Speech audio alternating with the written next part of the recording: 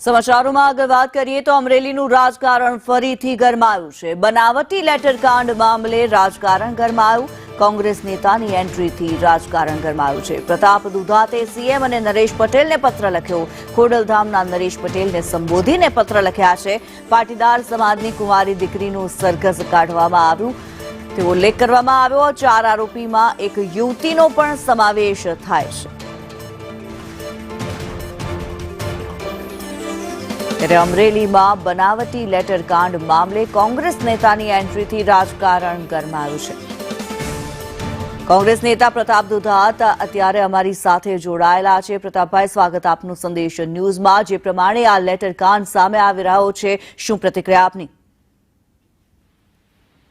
કહેવાનું છે કે ભારતીય જનતા પાર્ટીના અંદરોઅંદરના લેટર વ્યવહારોના કારણે એક ઓફિસમાં સર્વિસ કરતી બહેનને જે પ્રમાણે આરોપી બનાવી અને એને જે પ્રમાણનું સરઘસ કાઢ્યું છે, જે ખૂબ જ બહેન દીકરી માટે દુઃખદ બાબત છે।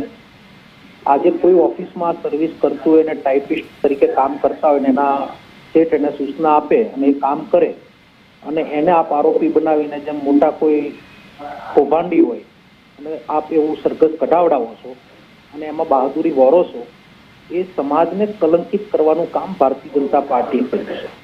ત્યારે તાત્કાલિક ધોરણે આ રાતના 12 વાગે ધરપકડ કરેલી બહેનને જે પણ પોલીસ આ કાર્યવાહી કરી તેની ઉપર શિક્ષાત્મક પગલાં લેવાય અને તાત્કાલિક ધોરણે પોલીસને સસ્પેન્ડ કરવામાં આવે, એની મેં માગણી મુખ્યમંત્રી પાસે એટલા માટે મૂકી છે કે પટેલ સમાજની દીકરીને આજે જે પ્રમાણે તમે કૃત્ય કર્યું છે, દાખલા તરીકે હમણાં 6000 કરોડનો કૌભાંડી પકડાવાનો એનું આપણે સરઘસ ક્યારે કાઢ્યું, બુટલેગરો પકડાય ત્યારે આપણે સરઘસ કાઢ્યું, અમરેલી જિલ્લાની અંદર ખનીજ માફિયાઓ પકડાય સરઘસ કાઢ્યું, અમુક ડીઝલો બાયોડીઝલના વેપારોની અંદર 2 નંબરી લોકો પકડાય આપ સરઘસ કાઢો છો, હત્યારાનો સરઘસ કાઢો છો, નથી કાઢતા।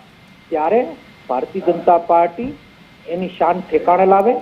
આ જનતાએ તમને નેતા બનાવ્યા, આ જનતાએ ઉંદરડામાંથી તમને સિંહ બનાવ્યા, સિંહમાંથી ઉંદર બનતા વાર નહીં લાગે। કોઈ બેન દીકરીની આબરૂ પર આ બાત મૂકો છો, એ મોટા નેતાને આ શોભતું નથી।